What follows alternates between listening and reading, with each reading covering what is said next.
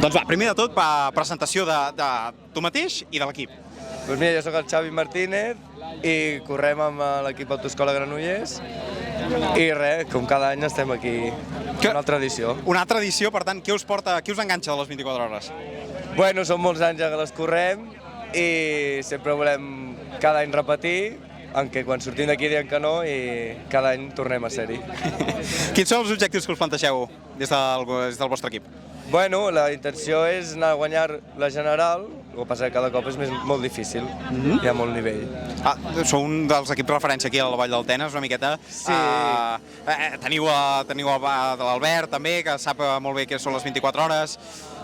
Sí, el que passa que som 4 pilots que som d'aquí, som tots de Bigues i anem a buscar guanyar, el que passa que és molt difícil. Hi ha molts equips amb pilots de fora, que venen expressament a córrer amb uns equips. L'importància, ara ho deies, també una miqueta, que és una prova molt mítica, aquesta de les 24 hores, i que hi participi i segueixi gent d'aquí. Sí, exacte.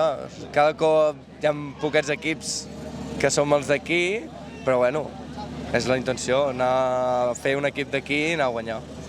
Perfecte, molt bé. Vinga, va, que vagi molt bé.